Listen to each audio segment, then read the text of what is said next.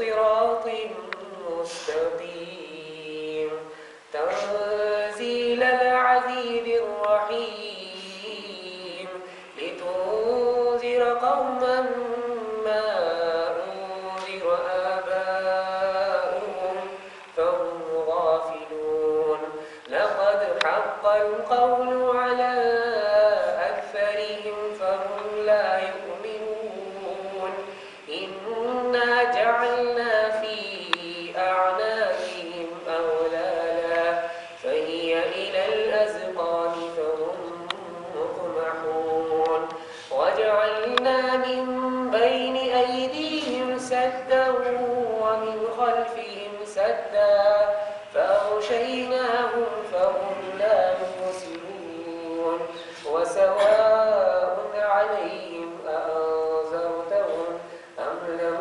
تنذرهم لا يؤمنون إنما تنذر من اتبع الذكر وخشي الرحمن بالغيب فبشره بمغفرة وأجر كريم إنا نحن نحيي الموتى ونكتب ما قدموا وآثارهم وكل شيء أحصيناه في إمام مبين إنا نحن نحيي الموتى ونكتب ما قدموا وآثارهم وكل شيء أحصيناه في إمام مبين صدق الله العظيم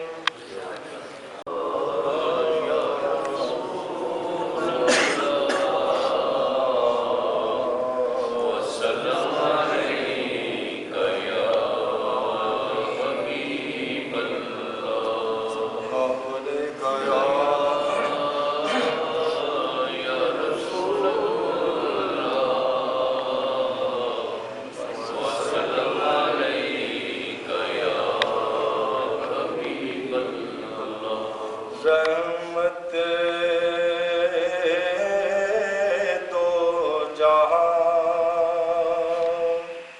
حامی بے کساں شاہ کون و مکان وہ کہاں میں کہاں سرور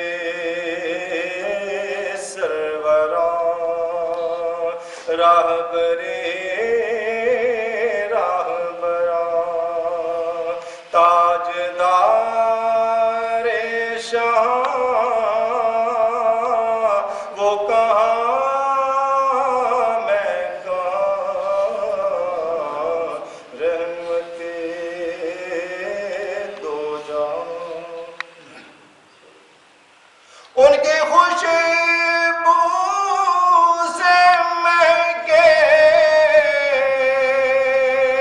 چمن در چمن تذکرے آپ کے انجمن انجمن چاند کی چاندنی تاروں کی روشنی چاند کی چاندنی تاروں کی روشنی ان کے رخ سے آیا وہ کہاں میں کہاں رحمت دو جہاں کس طرح سے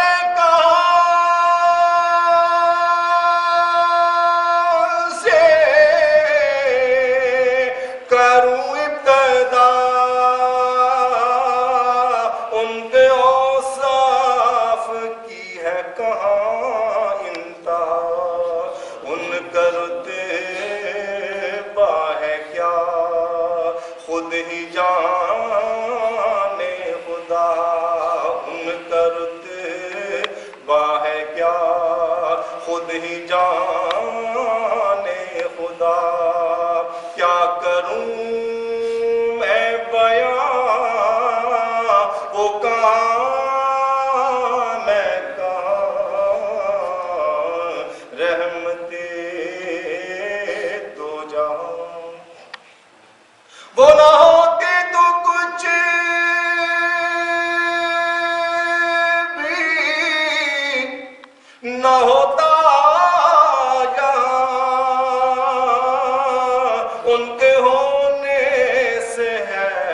سب کا نام و نشان، یہ زمین آسمان یہ مکان مکان، یہ زمین آسمان یہ مکان مکان، سارے ان کے مکان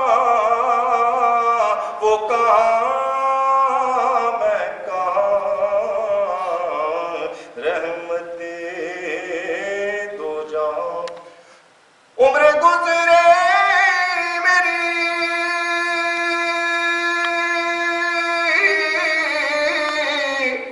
ذکر سرکار میں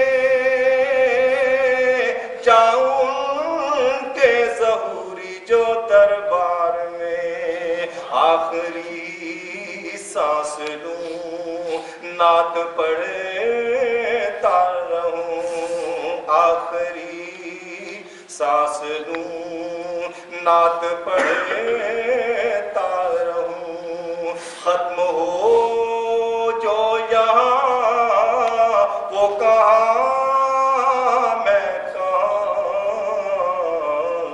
رحمت دو جہاں۔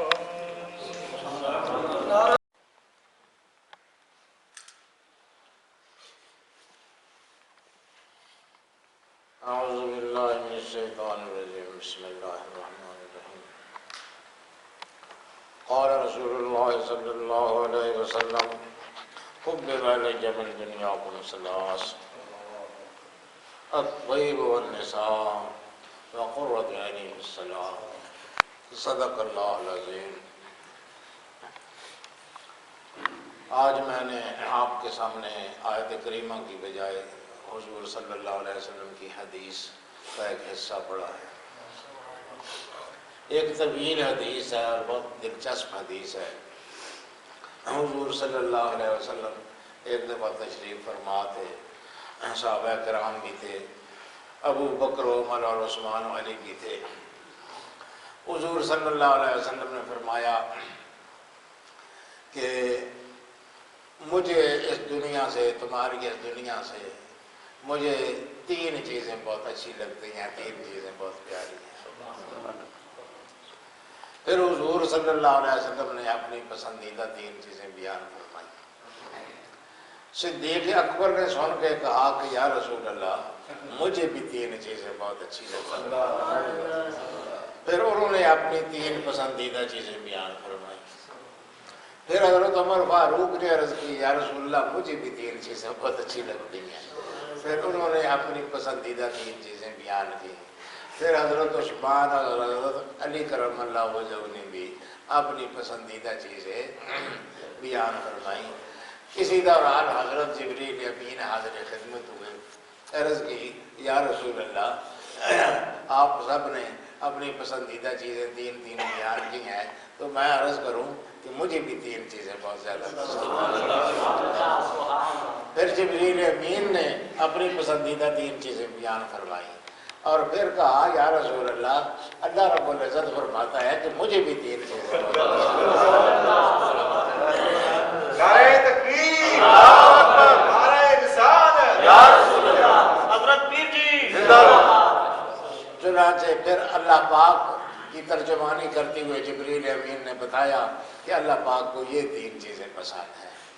تو یہ ایک حدیث ہے، اس میں ہر ایک کی تین پسندیدہ چیزیں بیان کی گئی ہیں۔ اس سے ہم اپنی گفتگو کا آغاز کر رہے ہیں۔ پہلے حضور صلی اللہ علیہ وسلم نے جو اپنی پسندیدہ چیزیں بیان فرمائی تھی ان کا تذکرہ کرتے ہیں۔ حضور صلی اللہ علیہ وسلم نے فرمایا کہ مجھے تین چیزیں بہت پسند ہیں، الطیب ایک تو خوشبو، دوسری والنساء اور عورتیں، وقرۃ عینی فی الصلاۃ اور یہ چیز کہ میری آنکھوں کی ٹھنڈک نماز میں ہے، یہ مجھے بہت زیادہ پسند ہے۔ یہ تین چیزیں حضور صلی اللہ علیہ وسلم نے بیان فرمائی۔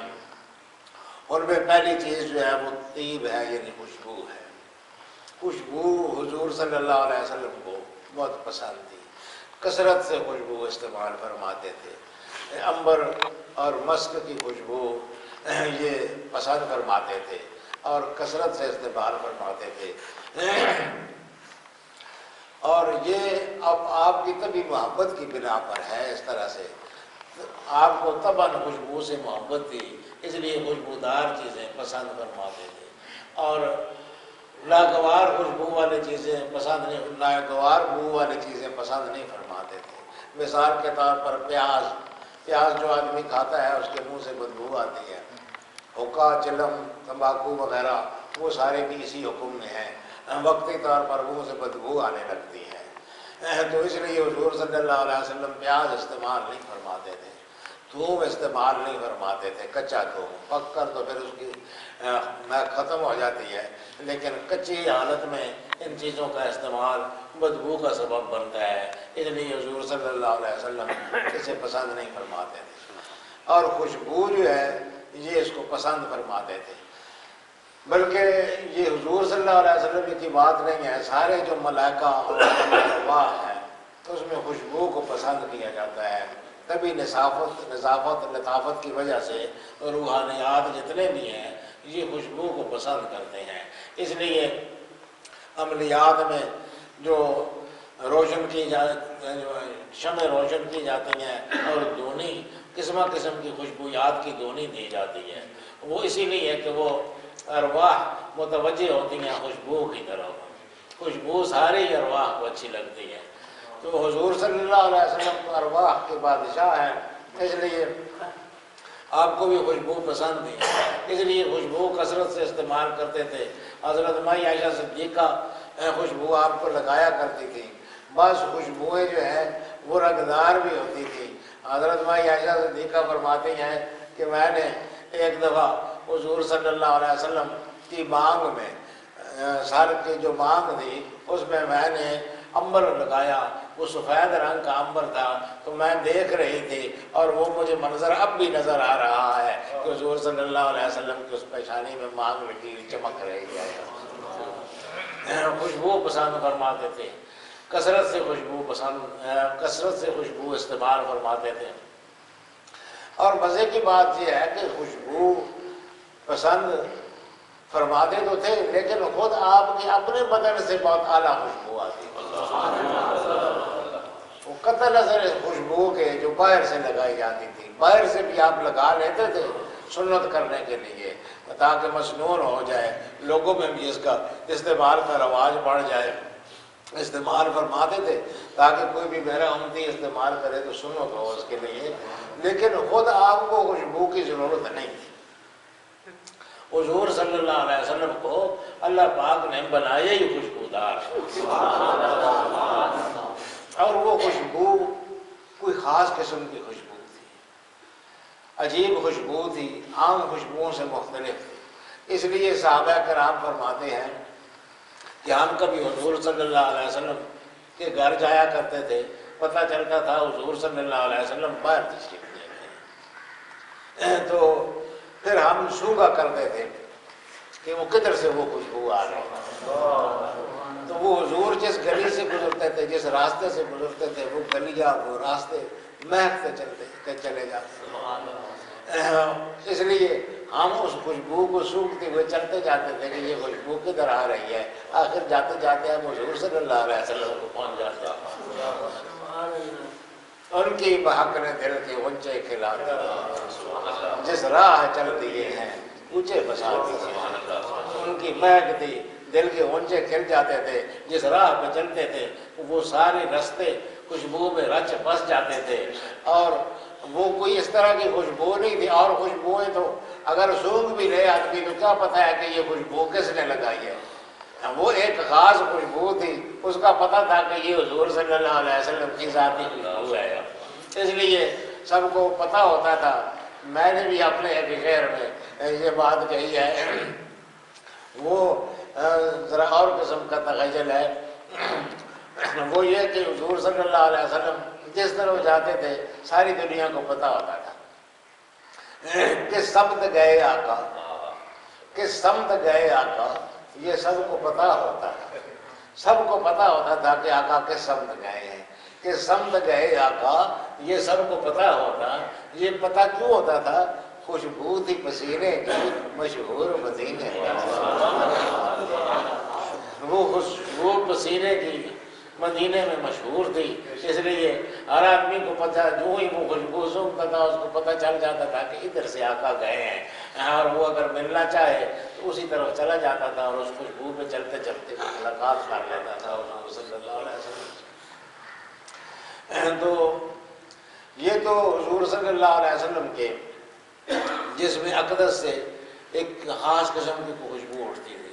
اب جسم سے ہی پسینہ پیدا ہوتا ہے، جسم ہی سے لعاب پیدا ہوتا ہے، تو میرا پسینہ اور آپ کا پسینہ بدبو، خالص بدبو، جب تک غسل نہ کریں تو تب تک وہ جو ہے ناک نہیں دی جا سکتی ہے، بغلیں خاص طور پر بدبودار۔ مزے کی بات یہ ہے کہ چونکہ حضور صلی اللہ علیہ وسلم کا بدن مطہر خوشبودار تھا، اس سے جو پسینہ نکلتا تھا وہ بھی خوشبودار تھا۔ ساری دنیا کے پسینے خوشبودار ہیں، ان کی بدبو دور کرنے کے لیے پاؤڈر اور پرفیوم اور کیا کیا چیزیں اوپر لگانی پڑتی ہیں، تب کہیں گرمیوں میں وقتی طور پر اسے نجات ملتی ہے، اس کے باوجود اصلاً بنیادی طور پر وہ بدبودار ہوتا ہے۔ لیکن حضور صلی اللہ علیہ وسلم کا جو پسینہ تھا وہ اصلاً اور اپنی ذات کے اعتبار سے خوشبودار تھا، پاک جسم سے نکلتا تھا، خوشبودار جسم سے نکلتا تھا، اس لیے وہ خود بھی خوشبودار ہوتا تھا۔ حضور صلی اللہ علیہ وسلم ایک دفعہ آرام فرما رہے تھے، لیٹے ہوئے تھے، ایک خاتون ام سلیم جو ہے وہ کوئی پلاسٹک کے قسم کا کاغذ لے کے تو وہ آپ کے پیشانی مبارک سے وہ پسینہ ایسے کھینچ کر تو اس کو اس کاغذ میں، اس چیز میں جمع کر رہی تھی۔ حضور صلی اللہ علیہ وسلم کو ویسے پسینہ بہت آتا تھا، یہ بھی عجیب بات ہے، حضور صلی اللہ علیہ وسلم جو ہے وہ کثیر الرق تھے، یعنی بہت زیادہ پسینہ آتا تھا آپ کو، اور پسینہ بہتا رہتا تھا، اور اس کے ساتھ عجیب عجیب منظر بنتے تھے۔ ایک دفعہ مائی عائشہ صدیقہ رضی اللہ تعالیٰ عنہ دیکھ رہی تھی حضور صلی اللہ علیہ وسلم کے روح زیبا کی طرف دیکھ رہی تھی اور حیرت میں ڈوبی ہوئی تھی۔ حضرت عائشہ کو اس طرح حیرت میں ڈوبا اور دیکھ کر حضور صلی اللہ علیہ وسلم نے فرمایا کہ عائشہ کیا دیکھ رہی ہو، بڑے غور سے دیکھ رہی ہو؟ کہنے لگی یا رسول اللہ، آپ کے چہرے کا منظر دیکھ رہی ہوں کہ کس طرح پسینہ اس پر چل رہا ہے، آ رہا ہے، اور اس کا ہر قطرہ جو ہے وہ نور میں ڈلا ہوا ہے، ہر قطرہ نور میں ڈلا ہوا ہے، اور وہ چلتا ہے تو وہ نور جس طرح سے پانی سے جب شعائیں گزرتی ہیں تو وہ کئی رنگ بنا دیتی ہیں قوس قزح کی طرح، اس طرح وہ آپ کے چہرے پر چلتا ہے تو عجیب و غریب قسم کے رنگ اور حسن پیدا کرتا ہے۔ میں آپ کے اس جلوے کو دیکھ دیکھ کر حیران ہو رہی ہوں۔ تو اندازہ لگائیں کہ وہ مائی عائشہ صدیقہ ہر وقت آپ کے پاس رہنے والی بیوی ہیں آپ کی، لیکن پھر بھی آپ کے حسن کے مناظر ایسے ایسے حیران کن ہیں اور ایسے نو بنو ہیں، اور آپ کے جلوے اتنے غیر معمولی اور بے شمار اقسام ہیں اس کے کہ وہ ہمیشہ ساتھ رہنے والی بیوی بھی دیکھ کے حیران رہ جاتی ہے اس حسن و جمال کو۔ تو وہ میں یہ کہہ رہا تھا کہ وہ پسینہ بہت آتا تھا حضور صلی اللہ علیہ وسلم کو، اور لوگ اس پسینے سے فائدے بھی اٹھایا کرتے تھے۔ ام سلیم جو ہے وہ آپ کا پسینہ ایک کاغذ پر یا پتہ نہیں کس چیز پر جمع کر رہی تھی، وہ پسینہ ادھر ہاتھ مارتی تھی تو جتنا وہ پسینہ ہوتا تھا وہ اس میں آ جاتا تھا۔ حضور صلی اللہ علیہ وسلم سوئے ہوئے تھے تو ان کے ہاتھ مارنے سے بیدار ہو گئے، کہنے فرمانے لگے کیا کر رہی ہو؟ کہنے لگے جی آپ کا پسینہ حاصل کرنے کی کوشش کر رہی ہوں، پسینے کے چند قطرے حاصل کرنا چاہتی ہوں۔ فرمایا کیا کرو گی ان کو؟ کہنے لگے جی ہم دلہنوں کو جب رخصت کرتے ہیں اور ان کو خوشبو دیتے ہیں تو ہماری خوشبوئیں تو جیسی بھی ہوتی ہیں، ہم ان میں آپ کی اس پسینے کا ذرا سا قطرہ ڈال دیتے ہیں۔ تو وہ پھر مہک اٹھتی ہیں، اتنی عجیب خوشبو ہو جاتی ہے کہ ایسی خوشبو ہوتی ہی نہیں ہے۔ سبحان اللہ۔ تو یہ شان ہے اس پسینے مبارک کی، یہ خوشبو کی، کہ وہ خوشبوؤں کو خوشبودار بنا دیتا ہے، خوشبوئیں اس کے ساتھ مزید خوشبودار ہو جاتی ہیں۔ تو یہ متعدد چیزوں میں یہ شے پائی جاتی تھی۔ ایک دفعہ ایک شخص حضور صلی اللہ علیہ وسلم کی خدمت میں آیا، آ کے عرض کی یا رسول اللہ میری بیٹی کی شادی ہے، اور یہاں ہمارے عربوں میں دستور ہے یا رسول اللہ، جیسے آپ جانتے ہیں کہ شادی میں دلہن کو خوشبو بہرحال ضرور دی جاتی ہے۔ عربوں میں ویسے بھی خوشبو بہت رواج تھا۔ اب بھی آپ سعودی عرب جائیں تو آپ کو لاکھوں کروڑوں کے اسٹور ملیں گے عطریات کی، خوشبویات کی، وہ اتنی حیران کن بڑے بڑے اسٹور ہیں اور انواع و اقسام کی خوشبوئیں وہاں رکھی ہیں، ہمیں تو ان کے نام ہی نہیں آتے ہیں۔ عربوں کو خوشبو کا بہت بڑا ذوق ہے۔ تو اس آدمی نے کہا کہ یا رسول اللہ خوشبو ہمارے یہاں مروج ہے کہ دلہن کو دی جاتی ہے، میری بیٹی کی رخصتی کا وقت ہے اور خوشبو نہیں ہے۔ تو گرمی کا موسم تھا، حضور صلی اللہ علیہ وسلم کو خوب پسینہ آ رہا تھا۔ فرمایا اچھا ایک پیالہ لا۔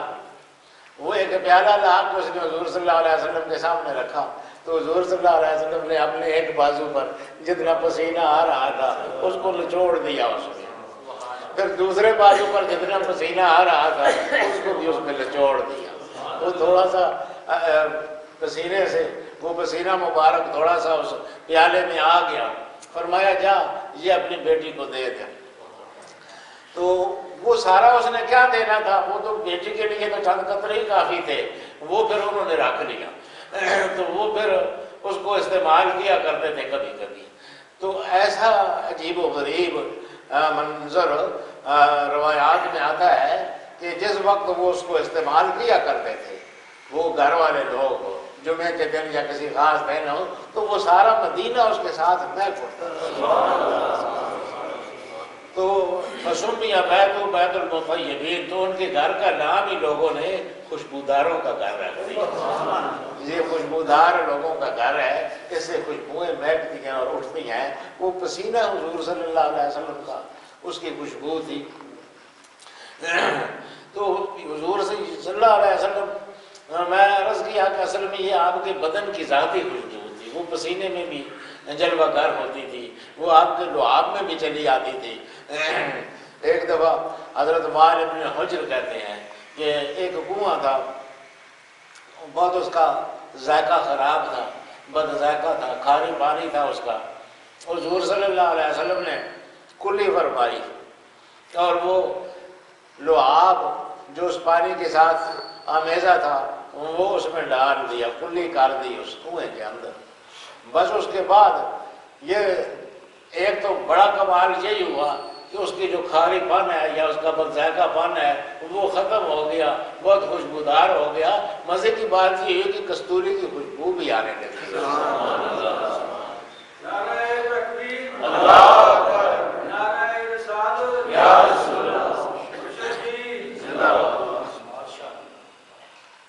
ایک صحابی تھے حضرت عتبہ رضی اللہ تعالیٰ، انہوں نے 4 شادیاں کی ہوئی تھی، 4 بیویاں تھیں۔ ان کی بیویاں اس کوشش میں رہتی تھیں کہ کوئی ایسی خوشبو ہم لگائیں جو ہمارے شوہر کی خوشبو سے اعلیٰ ہو، شوہر متاثر ہو اس خوشبو سے۔ لیکن ہوتا یہ تھا کہ وہ شوہر عتبہ جب بھی آتے تھے تو وہ ساری خوشبو ان کے سامنے مان پڑ جاتی تھی اور ان کی اپنی خوشبو غالب ہو جاتی تھی۔ یہ عورتیں تھک گئیں، قسمہ قسم کی اعلیٰ خوشبویات منگا کے آخر انہوں نے گھیرا اپنے خاوند کو اور کہا کہ جی ہمیں بتائیں آپ کیا خوشبو لگاتے ہیں، ہم نے کتنی اعلیٰ خوشبوئیں منگا کے استعمال کی ہیں آپ کی توجہ کھینچنے کے لیے اور اس کے لیے کہ وہ ان کی خوشبو کچھ ایسی ہو کہ آپ پر اثر انداز ہو، لیکن وہ آپ پر کیا اثر کری، آپ کی اپنی خوشبو ہوتی ہے، آپ بتائیں آپ کیا خوشبو لگاتے ہیں۔ انہوں نے کہا کہ میں تو خوشبو لگاتا ہی نہیں ہوں، جیسا کہ تمہیں پتہ ہے، نہ میرے پاس کوئی عطر نہ میرے پاس کوئی چیز عطر کی، میں تو خوشبو لگاتا ہی نہیں، یہ تو خوشبو جو ہے میرے اندر سے آتی ہے۔ انہوں نے کہا جی کہ آپ کی کس طرح کیوں آتی ہے خوشبو آپ کے جسم سے؟ وہ فرمانے لگے کہ میں چھوٹا سا تھا تو میرے بدن پر خارش سی ہو گئی تھی، میرا سارا بدن کو خارش، ذری ذری چھوٹی چھوٹی پھنسیاں بھی اوپر نکل آئی، میں حضور صلی اللہ علیہ وسلم کی خدمت میں حاضر ہوا، کہا یا رسول اللہ جی مجھے پھنسیاں نکل آئی ہیں اور میں بہت تکلیف ہوتی ہے، خارش بہت۔ فرمایا اچھا تو کپڑے اتار، آپ نے اپنا پردہ ڈھک کے باقی کپڑے اتار، چنانچہ میں نے اپنا پردہ ڈھانپ کے قمیض اتار دی، سلوار اتار دی، صرف جو واجبی اور جس کو ڈھانپنا ضروری تھا اس کو باقی رکھا، باقی سارے کپڑے اتار دیے۔ تو حضور صلی اللہ علیہ وسلم نے وہ سر سے لے کے تو وہ نیچے پاؤں تک اپنا دست مبارک پھیرا، کیونکہ خارش سارے بدن پر تھی، وہ سارے بدن پر حضور صلی اللہ علیہ وسلم نے ہاتھ پھیرا، وہ جو ہی آپ ہاتھ پھیر کے فارغ ہوئے میری پھنسیاں تو اسی وقت ہی ختم ہو گئیں، اور یہ اضافی پیدا ہو گیا کہ آپ کا وہاں پر ہاتھ پھیرنے کی وجہ سے میرا سارا بدن خوشبودار ہو گیا۔ نعرہ تکبیر، نعرہ رسالت، ہمارے اہل سنت۔ تو اس طرح خوشبو حضور صلی اللہ علیہ وسلم کے جسم اقدس سے آتی تھی، آپ کے دست مبارک سے آتی تھی، ہاتھوں سے آتی تھی۔ صحابہ کرام فرماتے ہیں کہ ہم نے حضور صلی اللہ علیہ وسلم کا بارہا مصافحہ کیا تو وہ ایسے ہوتا تھا کأنما اخرج من جونۃ عطار، جیسے آدمی کہے کہ یہ کسی عطار کی ڈبیا سے، عطر کی ڈبی سے باہر نکالا گیا ہے، یعنی گویا بھی تازہ تازہ ڈبی میں رکھا ہوا تھا، وہ باہر نکالا گیا ہے، تو وہ جو خوشبو مہکتی تھی، پھوٹتی تھی، وہ محسوس ہوتی تھی۔ اور پھر بعض دفعہ ایسا بھی ہوتا تھا کہ مصافحہ کرتے تھے حضور صلی اللہ علیہ وسلم کے ساتھ لوگ، یا حضور صلی اللہ علیہ وسلم بچوں کے سر پر ہاتھ پھیر دیتے تھے، تو وہ مصافحہ کرنے والے بھی کئی دن تک اس خوشبو کو محسوس کرتے رہتے تھے، اور وہ جس بچے کے سر پر ہاتھ پھیر دیتے تھے وہ بھی اس خوشبودار ہو جاتا تھا۔ ایک دفعہ ایک صحابی ایک بچے کے سر پر حضور صلی اللہ علیہ وسلم نے ایسے پیار سے لاڈ سے اوپر سر پر ہاتھ پھیر دیا تو وہ ان کا سر معطر ہو گیا۔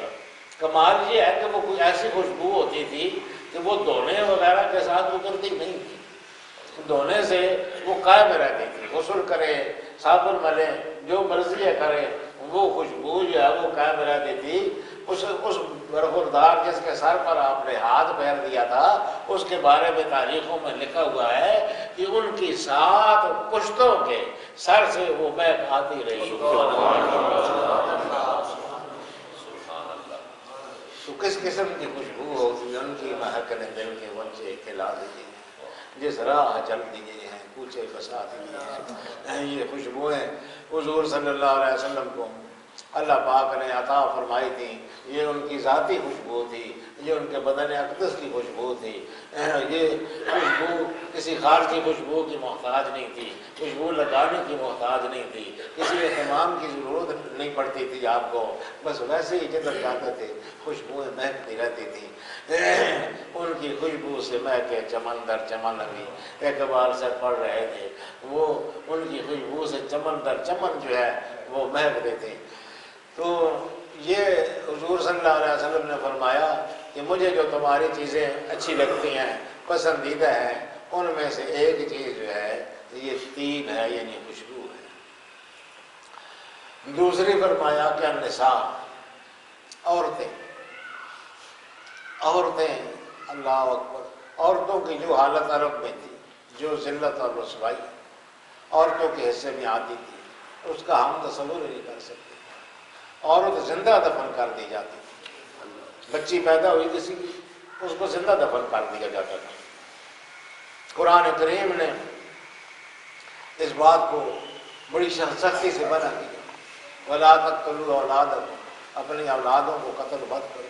وہ چھوٹی بچی جو معصوم بچی چھوٹی سی دفن کر دی جاتی تھی.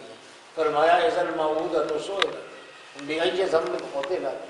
جب زندہ دفن کی گئی بچی اس کے بارے میں سوال کیا جائے گا بھی آئیے ضمن ہوتے رہتے کیا آج اس مسکین اور بے گناہ جان تو بتا تجھے کس جرم میں قتل کر دیا گیا؟ تو نے کیا کام کیا تھا کہ تجھے اس انجام سے دوچار ہونا پڑا؟ بیٹی ہونا تانے کا باعث تھا. بہت معیوب سمجھا جاتا تھا بیٹی کا ہونا. اور قرآن کریم نے بتایا اس منظر کو. قرآن کریم نے کتنے خوبصورت طریقے سے بیان کیا. فرمایا اذا بشر آدم بالانثى ظل وجهه مسودا وهو كظيم. جب ان میں سے کسی کو بتایا جاتا ہے کہ تیری بیٹی ہوئی ہے ظل وجهه مسودا تو غم کے ساتھ اس کا چہرہ تاریک ہو جاتا ہے. وہ کظیم اور وہ غم اور غصے سے بھر جاتا ہے. یتوارا من القوم اور وہ سوچتا ہے کہ میں قوم سے اپنا منہ کس طرح چھپاؤں. من سوء ما بشر به جس چیز کی اس کو خوشخبری دے گئی ہے وہ اتنی بری ہوتی ہے اس کے نقطۂ نگاہ میں کہ اس کے ساتھ اس کے بعد وہ لوگوں کو منہ دکھانے کے قابل نہیں رہتا ہے. اس لیے یتوارا من القوم وہ قوم سے چھپتا پھرتا ہے. ایمسک علی ہون وہ اس ذلت کے ساتھ اس کو زندہ رکھے. ام یدسہ فی التراب یا زمین میں اس کو گاڑ دے زندہ دفن کر دے.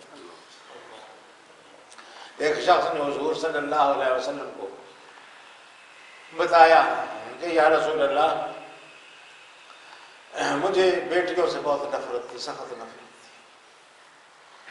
میں ایک دفعہ باہر گیا تھا سفر میں تو میری غیر موجودگی میں میری بیٹی پیدا ہو. میری بیوی کو پتہ تھا کہ مجھے بیٹیوں سے سخت نفرت ہے.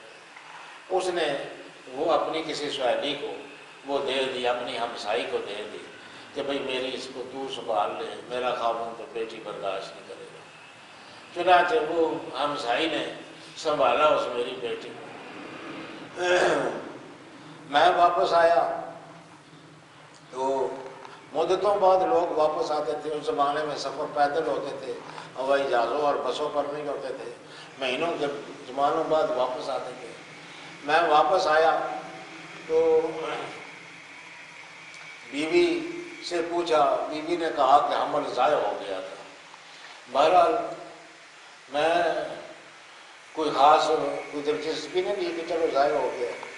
تو وہ ہمسایوں کی جو بچی تھی وہ ہمارے پاس آیا کرتی تھی. وہ مجھے بہت اچھی لگتی تھی. میں اس کے ساتھ پیار کرتا تھا اور وہ بھی میرے ساتھ بہت لپٹتی تھی اور عجیب عجیب قسم کی لاڈ اور پیار کی حرکتیں کرتی تھی. وہ مجھے بہت اچھی لگنے لگ گئی. ہمسایوں کی بیٹی تھی وہ, در حقیقت اس کی اپنی بیٹی تھی. وہ میرے ساتھ بہت پیار کرتی تھی. تو وہ جو کہ خون کی کشش تھی وہ بھی بیٹی بھی اس کے ساتھ بہت زیادہ محبت کرتی تھی. تو میری اس کے ساتھ محبت مثالی ہو گئی. اتنی مثالی ہو گئی کہ مجھے اس کے بغیر چین نہیں آتا تھا. جب میری بیوی نے سمجھا کہ میں اس کے ساتھ بہت زیادہ پیار کرنے لگ گیا ہوں تو اس نے اس راز سے پردہ اٹھایا کہ جی در حقیقت جو آپ کو بہت اچھی لگتی ہے اور وہ آپ کے ساتھ بہت پیار کرتی ہے بچی, وہ آپ کی اپنی بیٹی ہے, آپ کی غیر موجودگی میں پیدا ہوئی تھی. بس یوں ہی اس نے یہ بات کی, میرے ذہن میں جو بیٹیوں سے نفرت تھی وہ پوری شدت سے عہد کار آئی اور میں نے سوچ لیا کہ میں اس کو بہرحال زندہ دفن کر کے چھوڑوں گا. چنانچہ ایک دن میں اس کو لے گیا باہر جنگل میں, کسی کئی وغیرہ بھی لے لی, بیلچا جو ضرورت کی چیزیں تھی. وہاں جا کے میں نے گڑھا کھودا. وہ گڑھا کھودنے میں میرے ساتھ شامل رہی. وہ سمجھتی تھی کہ کوئی کھیل ہو رہا ہے. وہ بھی ہاتھوں سے مٹی نکالتی تھی اور مل جل کے تو ہم نے وہ گڑھا کھودا. اور جب وہ گڑھا تیار ہو گیا, کافی گہرا ہو گیا, تو پھر میں نے اس کو اس میں اتارا اور اس میں مٹی ڈالنی شروع, اس پر مٹی ڈالنی شروع کی. وہ اس وقت تک بھی یہی سمجھتی رہی کہ یہ کوئی کھیل ہے. وہ ہنستی تھی, کلکاریاں مارتی تھی, خوش ہوتی تھی اور میں اوپر سے مٹی ڈالتا تھا, نیچے سے وہ مٹی اٹھا کے میری طرف پھینکتی تھی. لیکن جب مٹی ہوتے ہوتے اس کی ٹانگیں اس میں دب گئیں تو اس نے سمجھا کہ وہ میں یہ تو غلط کام کر، وہ ڈر گئی، خوفزدہ ہو گئی، اس کے ساتھ ہی وہ معصوم سی رونے لگ گئی، پھر روتی رہی، وہ چیختی رہی، چلاتی رہی، وہ مجھے کہتی رہی کہ ابا ابا نہ کر، ابا ابا نہ کر، کیا کرتا ہے ابا نہ کر، لیکن میں مٹی ڈالتا گیا، وہ ابا ابا مجھے کرتی رہی، میں مٹی ڈالتے ڈالتے اتنی مٹی ڈالی کہ اس کے برابر ہو گئی اور اس کا سار اس کے اندر چھپ گیا، وہ چیختی رہ گئی، وہ روتی رہ گئی، وہ چلاتی رہ گئی، میں نے کسی چیز کی پرواہ نہیں کی۔ حضور صلی اللہ علیہ وسلم یہ واقعہ سن کر اتنے روئے کہ حضور صلی اللہ علیہ وسلم کی آنکھیں سرخ ہو گئیں اور داڑھی مبارک تر ہو گئی اور ہچکیاں بن گئیں آپ کی، اور دیر تک آپ روتے رہے اور فرمایا کہ کس قدر ظالم اور شقی اور بدبخت لوگ تھے جو اس طرح کا کیا کرتے تھے۔ بہرحال اللہ پاک نے اسلام کے ساتھ ان چیزوں کو ختم کر دیا ہے، مٹا دیا ہے، اب یہ کبھی رسم ختم ہو گئی ہے، لیکن بہرحال وہ جس زمانے میں ہوتی تھی تو کس قدر ظالمانہ صورتحال تھی، یہ حال تھا، یعنی بچی پہلے ہی بری نظر سے دیکھی جاتی تھی، پھر وہ نہ ماں کی کوئی عزت تھی کیونکہ وہ بھی ایک عورت تھی، بیوی تو بالکل ہی مظالم کے اندر ڈوبی ہوئی ہوتی تھی، ایک قسم کی غلام ہوتی تھی، گھر کی کنیز ہوتی تھی، نوکر ہوتی تھی، اور بہن کی حیثیت سے بھی اس کی کوئی عزت نہیں تھی، کسی حیثیت سے کوئی عزت نہیں تھی۔ حضور صلی اللہ علیہ وسلم نے ان بے توقیر رشتوں کو، ان بے عزت رشتوں کو عزت دی، فرمایا حبب الیکم من دنیاکم ثلاث النساء، عورتیں پسند ہیں، عورتوں کی حقوق کا تحفظ پسند ہے، عورتوں کی عزت پسند ہے۔ فرمایا کہ خیرکم خیرکم لأہلہ، بیوی کے بارے میں فرمایا کہ تم میں سے بہتر شخص وہ ہے جو اپنی گھر والی کے ساتھ بہتر ہے، وَأَنَا خَيْرُكُمْ لِأَهْلِي، اور تم سب میں میں اپنے اہل کے ساتھ زیادہ بہتر طریقے سے فصل کرنے والا ہوں۔ بیوی کو عزت دی، بہن کو عزت دی، بیٹی کو عزت دی، فرمایا کہ اللہ پاک نے جس کو دو بیٹیاں دیں اس نے ان کو معلمہن، ان کو سکھایا، وَأَدَّبَہن، اور ان کو ادب دیا، تعلیم دی، اور پھر وہ بڑی ہوئی، پھر ان کو بیاہ دیا، وہ قیامت کے دن وہ شخص اور میں جو ہے وہ جنت میں اس طرح ساتھ وہی بیٹی جو دفن کر دی جاتی تھی اس کو یہ اعزاز عطا کیا، اور وہ ماں جو عرب میں کوئی حیثیت نہیں رکھتی تھی، ماں یہ آپ حیران ہوں گے کہ جب باپ مر جاتا تھا تو اس کی بیویاں جو ہے وہ اس کے بڑے بیٹے کی بیویاں ہو جاتی تھی، وہ ان بیویوں میں شمار ہو جاتی تھی۔ ماں کو اتنا محترم قرار دیا کہ کفارہ زہار مقرر کیا، یعنی کوئی شخص اپنی بیوی کو اپنی ماں کہہ دے، فرمایا یہ یا غلام آزاد کرے یا 60 مسکینوں کو کھانا کھلائے یا 2 مہینے مسلسل روزے رکھے۔ اس نے بیوی کو ماں جیسی مقدس ہستی کے ساتھ برابر کیا، اور بیوی کو کہا کہ تو میری ماں کہہ رہے تھے، بیوی کو ماں بناتا ہے، بیوی کو بہن کے ساتھ برابر کرتا ہے، محرم رشتوں کے ساتھ برابر کرتا ہے۔ اس کو سزا اس کی یہ ہے کہ یہ 2 مہینے مسلسل روزے رکھے بغیر انقطاع کے، تب کفارہ ادا ہوگا۔ ماں کو اتنی عزت دی اور ماں کو یہ اعزاز اور مرتبہ عطا کیا کہ فرمایا الجنت تحت اقدام الامہات، جنت جو ہے یہ ماؤں کے قدموں کے نیچے، وہ جنت جس تک پہنچنا بہت مشکل ہے۔ اب حاصل تم من تدخل الجنہ، تم سمجھتے ہو کہ تم جنت میں آسانی سے داخل ہو جاؤ گے، یہ اتنا آسان کام نہیں ہے، اس لیے بڑی محنتیں کرنی پڑتی ہیں۔ وہ عظیم الشان جنت جو 7 آسمانوں سے اوپر ہے، جو بلندیوں پر ہے، حضور صلی اللہ علیہ وسلم نے اس کو اتار کر ماں کے قدموں کے نیچے رکھ دیا، فرمایا الجنت تحت اقدام الامہات، ماؤں کے قدموں کے نیچے جنت ہے، ماں کو خوش کر لو۔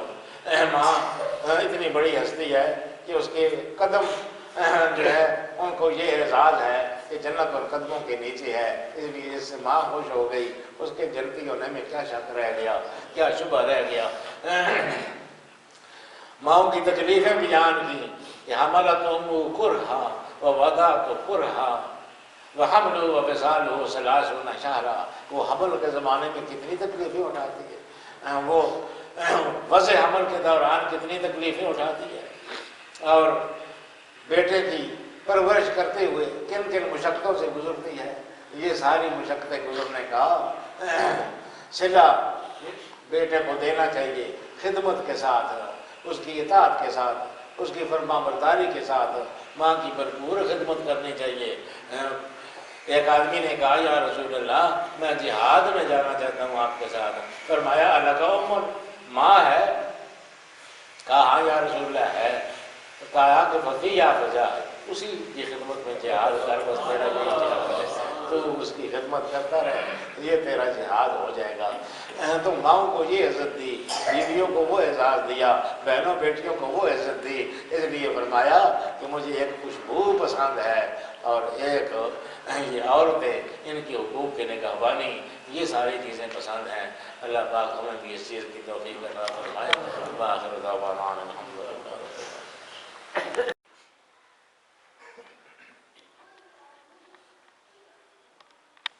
یا الہی مصطفیٰ رحمت بدام کے طفیل، حضرت صدیق و علی قدر سلمان کے طفیل، قاسم و جعفر جناب بایزید و ابوالحسن، بو علی و شیخ یوسف شاہ ہمدان کے طفیل، عبد خالق عارف و محمود بے شاہ علی، شیخ سماسی و میرے بزم رفاع کے طفیل، شاہ بہاؤدین علاؤدین و چرخی کے طفیل، پھر عبید اللہ شیخ ذیشان کے طفیل، شیخ زاہد اور درویش محمد خواجگی، باقی باللہ شیخ احمد میرے تاباں کے طفیل، حضرت معصوم سیف الدین عالی مرتبہ، سید نور محمد جان جانا کے طفیل، شاہ عبداللہ شاہ ابو سعید احمد سعید، پھر جناب دوست قندھاری عثمان کے طفیل، پھر سراج الدین احمد خان قیوم زمان، شیخ صدر الدین آقا غوث دوران کے طفیل، شیخ صدر الدین آقا غوث دوران کے طفیل، جان دو عالم کے منظور نظر سیرت نگار، مرشدی دائم مدیر جام عرفان کے طفیل، دو جہاں کی نعمتیں دے ہر مصیبت سے بچا، دو جہاں کی نعمتیں دے ہر مصیبت سے بچا، نقش بندی اولیاء کے جود و فیضاں کے طفیل. یہ جو منتھلی محفل ہوگی یہ ہر مہینے پہ محفل منتقل ہوگی. یہ مہینے تھے یہ اگون پتہ نہیں اتوار کدواں سے 7 فروری یہاں سے اور 7 فروری یہاں انشاءاللہ. میری گزارش ہے کہ کافی لوگ بیچارے آج نہیں آ سکے، وہ مہینہ پورا محروم موجود ہے. ہاں جی یہاں پر وہ آندے نہیں نا جی، مسئلہ ہے کہ آندے نہیں. اللہ ربنا تقبل منا انک انت السمیع العلیم وتب علینا. اللہ پاک ہماری یہ محفل قبول فرمائے. اور اللہ پاک ہمیں آقا دو جہاں صلی اللہ علیہ وسلم کی محبت نصیب فرمائے، ہمارا دار منور اور خوشبودار فرمائے، اور ہمارے گھروں میں رحمت اور برکتیں نازل فرمائے۔ وصلی اللہ علیہ سیدنا و مولانا محمد